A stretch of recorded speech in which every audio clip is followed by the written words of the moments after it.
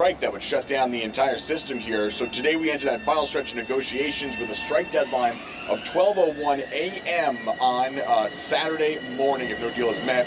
In preparation for a total service shutdown, the MTA has come up with a contingency plan that includes shuttle buses in certain locations across the island, but the closest pickup spot, for example, at a place like Belmore would be about 8 miles north up in Hicksville. That would not only make it difficult for commuters who would have to make their way up that way, but there are plenty of businesses in the area as well that rely on foot traffic from people being here, and it would be a ghost town. You'd have nobody here. So obviously that is a concern as well. People we're speaking with today starting to think about what their commute could look like, how they're going to get into the city if there's no train service next week.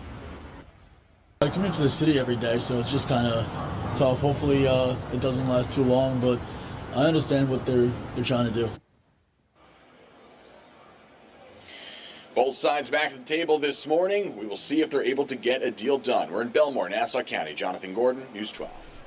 All right, Jonathan, thank you very much. The MTA is buckling up its backup plan in case the trains stop running. Shuttle buses will be available for commuters on the South Shore from the Bayshore LIRR station. Those buses would then drop riders off at Howard Beach. Other pickup locations include Mineola, Hicksville, and Hempstead Lake State Park, which also go to Howard Beach. Huntington and Ronkonkoma drop off at Jamaica.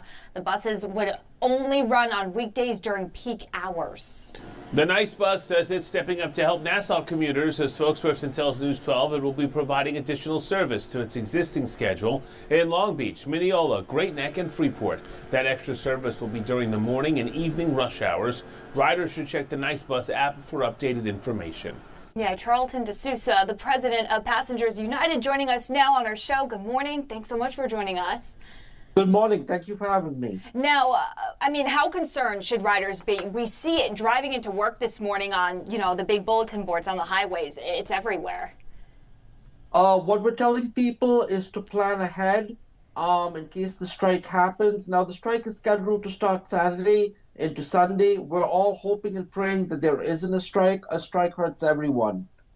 Charlton, I'm concerned that riders are going to be set up for a lose-lose scenario here. If there's a deal, the LIRR, the MTA, they're threatening that fares are going to increase even more than they were scheduled to. If there's no deal, good luck getting into the city. How do you look at it?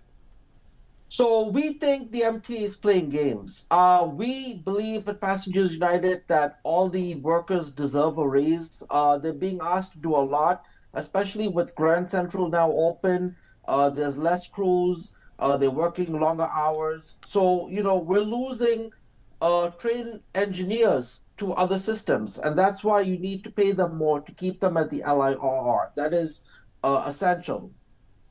What's the latest that you're hearing about these negotiations? Because obviously it's happening today, and I'm sure we're going to learn a lot more later. Sure.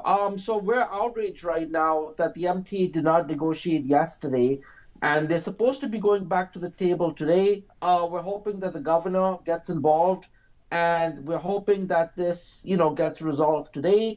But if it goes on until tomorrow and there's no deal, then people are going to start panicking. And then I would tell people, start making alternative plans. We're hoping that if there is a strike, it ends on Sunday. Because remember, it takes 24 to 48 hours after a strike to resume service. Because they have to check the track, switches, and everything. So if there's a strike Saturday and Sunday, it could potentially, have to clear up till Monday and Tuesday. And it's going to be very interesting, to say the least, in terms of the negotiations, in terms of the contingency plans, if they have to come into effect. We'll certainly be watching all of it. We know you will, too, as well. Charlton DeSouza, the president of Passengers United, thanks for joining us this morning. Thank you so much for having me. A family of 4 escaping a house fire overnight in Essex County. News 12 New Jersey's Tony Caputo is on Prospect